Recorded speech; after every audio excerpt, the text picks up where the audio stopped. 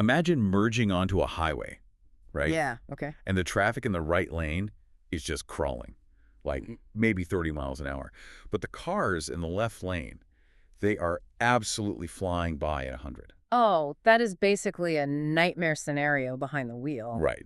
So you check your mirror, you try to slide over to avoid a sudden roadblock, but the speed difference is just so extreme that your brain literally cannot process the closing distance in time. Yeah, the physics just completely betray you at that point. You are totally a passenger to momentum. And that exact highway nightmare literally just played out on a racetrack. It resulted in a massive, violent 50G impact that is currently sending shockwaves through the entire Formula One paddock. It's an explosive situation right now. It really is. So welcome to this deep dive. Today we are opening up our internal intelligence. We're talking leaked team memos, raw technical telemetry data, and exclusive behind-the-scenes paddock dynamics. Stuff that really shows what's happening under the surface. That's exactly. Our mission today is to unpack how massive technical gaps, extreme battery management, and these desperate, aggressive team strategies are completely reshaping the 2026 Formula One grid. Because, I mean, it is a season defined by severe growing pains, you know? We're looking at a brand new set of regulations that have just fundamentally altered how these cars generate speed. And the unintended consequences are spilling right out onto the track. We are seeing everything from terrifying collisions to massive poaching of top-tier personnel between rival teams. Which is wild to see happen in real time. So let's start with that impact, because that crash isn't just an isolated driver error. It is a glaring symptom of a much larger structural issue with these 2026 cars. Oh, absolutely. We need to go back to the Japanese Grand Prix at Suzuka, lap 22. Right, Suzuka. It's a very old-school, unforgiving circuit. Yeah. And the incident happened at the Spoon Curve, which is this long, sweeping, double apex corner that demands absolute pure commitment. And Haas driver Oliver Bearman, who is just 20 years old, by the way, suffered a massive 50G crash while trying to take evasive action around Alpine's rookie driver, Franco Colapinto. A 50G crash is just a brutal toll on the human body. To put that into perspective for you listening, that means for a fraction of a second, Bearman's body experienced 50 times the force of gravity. Wow. Yeah.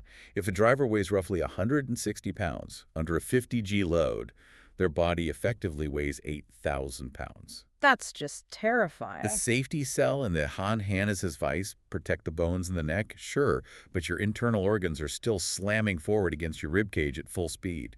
He was heavily bruised and visibly struggling to walk. And, you know, the controversy surrounding this crash is just completely tearing the paddock apart right now. When you look at the internal driver transcripts, you immediately see two entirely contradictory accounts of what happened in that braking zone. Right, and we have to be completely impartial here. We are taking absolutely no sides, just reporting the conflicting accounts from our internal sources.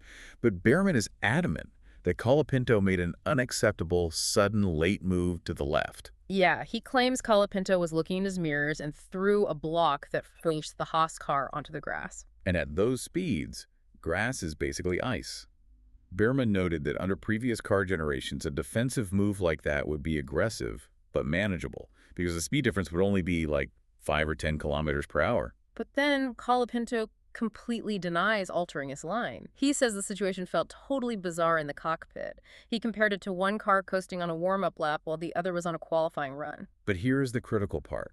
While they completely disagree on the steering inputs, both drivers point to the exact same underlying catalyst for the crash. Right, an insane 50-kilometer-per-hour speed difference. Which is where we have to look under the hood of the 2026 regulations. I mean, how in the world does a top-tier racing series end up with two cars on the same piece of tarmac with a 50 kph delta? It comes down to the hybrid system. Bearman had his system fully deployed, sending maximum electrical power to the rear wheels. Right. But Colapinto's batteries were completely drained. He was essentially driving a heavier, much slower car in that exact moment. So to understand the severity of this, you really have to look at how the 2026 rules changed the engine formula. They mandated a massive shift toward electrical power. Yeah, the combustion engine power went way down and electrical output went drastically up. The theory was more sustainable racing, right? But the reality is that the battery drains incredibly fast. If a driver exhausts their battery battling through the previous sector, they don't just lose a little top speed, they lose hundreds of horsepower instantly. It's a phenomenon the engineers call clipping.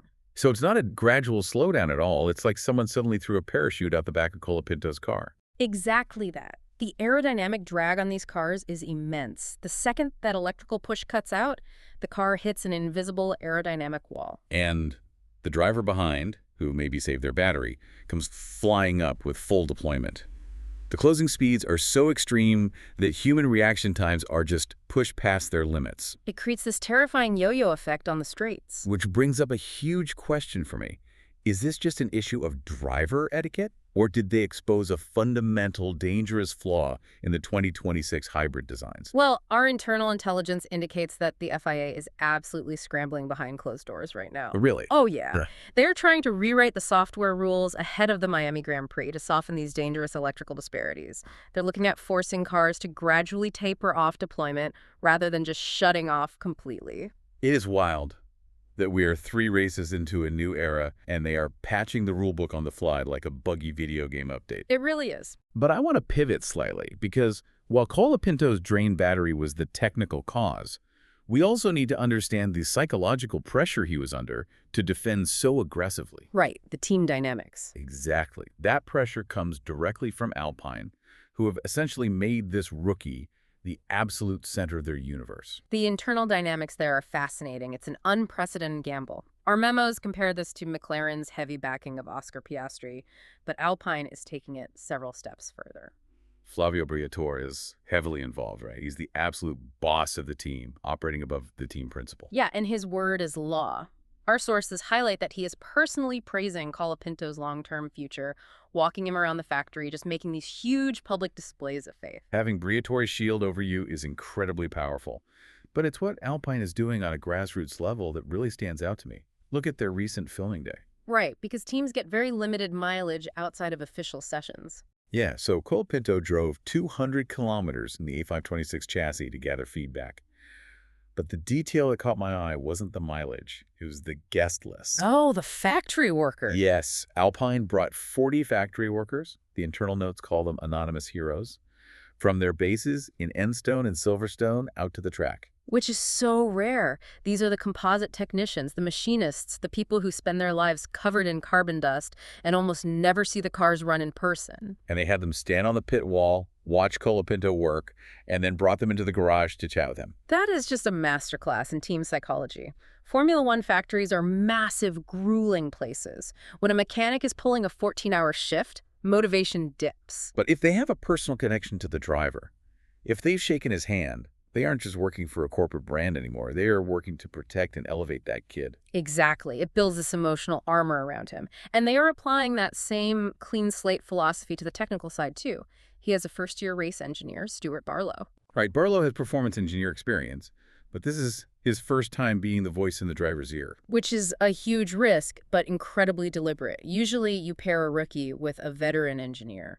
But Alpine is betting on pure synergy here. The internal updates actually call it an uncontaminated synergy. Yeah. Barlow isn't carrying any bad habits from older drivers. They are learning the 2026 regulations together. It's a complete cultural reset. There are even plans for a massive showroom event in Buenos Aires to celebrate him. But, you only make this kind of desperate, all-in gamble if you feel you have to make up for lost time. Well, Pierre Gasly actually noted internally that Alpine sacrificed their entire 2025 season just to attack in 2026. And it seems to be paying off, but their upgrade strategy is just frantic. We're looking at a special package of upgrades for 4 consecutive races. Miami, Canada, Monaco, and Barcelona. Which is insane. I mean, think about it like trying to figure out a food allergy. Okay, how so? If you change your diet by cutting out dairy, gluten, sugar, and caffeine all in the exact same day, and suddenly you feel great, you have absolutely no idea which change actually fixed the problem. Right, you've introduced too many variables. Exactly. How can Alpine possibly gather accurate data and know if an upgrade actually works if they are constantly changing the car's setup every single weekend? It creates what engineers call data noise. By bringing upgrades to Miami, which is flat, then Canada, which requires heavy braking, then Monaco, which is impossibly slow, they are essentially flying blind. So why do it? Why risk ruining your own data? Total desperation. The simulation tools at the factory are telling them these parts yield faster lap times, and they just feel they cannot afford to wait. And that desperation makes total sense when you step back and look at the telemetry for the rest of the 2026 grid. Because the power balance right now is a tale of two absolute extremes. The field spread is just terrifying. Mercedes has a 0.56-second advantage in qualifying, Which, in Formula One, is an absolute eternity. It means they can make mistakes, run suboptimal tire strategies, and still win comfortably. It's raising huge alarms that we might be returning to the boring, uncompetitive days of the 2014 hybrid era. But while Mercedes sails off, the midfield behind them is just total chaos. It's a dogfight. And the biggest shockwave in our telemetry data is the absolute collapse of Red Bull Racing. Collapse is the only word for it. They are a full second behind in qualifying and a massive 1.2 seconds behind in race pace. Bleeding 1.2 seconds a lap is just unheard of for them. Alpine, who was dead last a year ago, is remarkably close now.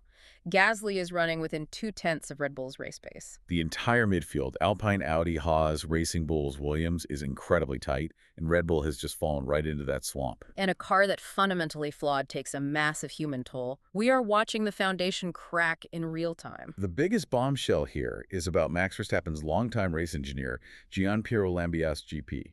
He is leaving for McLaren. A departure like that just shakes the entire garage to its core. But the truly staggering part is Verstappen's reaction. He didn't fight to keep him. He actively encouraged GP to take the offer. He literally told him, "You want to keep growing." Think about the psychological weight of that. You want to keep growing. It's a thinly veiled insult to Red Bull. It's a devastating indictment. It indicates that growth is no longer possible at Red Bull. But I have to ask you, if the car is bleeding 1.2 seconds a lap, does Verstappen's legendary talent even matter anymore? Honestly, no. A generational driver can disguise a bad car, but he cannot cure a fundamentally broken one. He can't invent 1.2 seconds of aerodynamic grip out of thin air. Is his blessing for GP to leave the ultimate proof that Max is just mentally checked out of the Red Bull project? I think so. Once the belief that the factory can deliver a winning car evaporates, the motivation to risk your life on every corner naturally wanes. It's a stark signal that the belief is completely gone. Wow. It really feels like we're watching the end of an empire. But while established giants crumble and midfield teams surge, the Formula One brand itself is looking to expand into entirely new territories. The technical hierarchy is volatile, so the sport is naturally looking for fresh narratives. Exactly. We're seeing South Korea pushing hard for a 5-season deal for a brand new street circuit in Incheon. Right, replacing that old track that hasn't hosted a race since, 2013? Yeah, since Vettel won. And meanwhile, Cadillac is bringing IndyCar star Colton Herta in for 4 FP1 sessions in 2026 to help develop the team. Which is exceptionally rare today. American IndyCar talent crossing over into Formula One just doesn't happen often. But I'm wondering, what is Cadillac hoping to learn from Herta that they couldn't get from a traditional European junior driver who grew up on F1-style aero tracks? Well, you bring in an IndyCar driver specifically because they haven't been brainwashed by the European ladder system. Interesting. Yeah, Herta drives cars that relied heavily on mechanical grip rather than pure downforce. If Cadillac hits a setup issue, a traditional F1 driver might just ask for more front wing. Right. But Herta might look at it and suggest changing the suspension geometry to alter the mechanical grip. It completely breaks the engineering echo chamber. That is a brilliant way to bypass the establishment. It really is. So bringing this all together, what does this mean for you listening? It means the 2026 season is an absolute powder keg. A total powder keg. It is defined by extreme speeds, massive technical gaps, and radical shifts in team loyalty. The collateral damage from these rule changes is just severe. It really is. And I want to leave you with a final, slightly unsettling thought to chew on. Think back to Bearman's 50G crash. That wasn't caused by a driver missing a braking point. It was caused by an energy deployment script draining a battery. Exactly. Combine that with massive 50-kilometer-per-hour speed differentials and Mercedes holding a half-second advantage purely from their car design. Are we entering an era where the engineers in the factory are the ones doing the actual racing? It's a very real question. Are the drivers just high-speed passengers simply managing electrical deployment scripts on the steering wheel? We invite you to watch the next Grand Prix with that exact question in mind. Thanks for taking this deep dive with us today.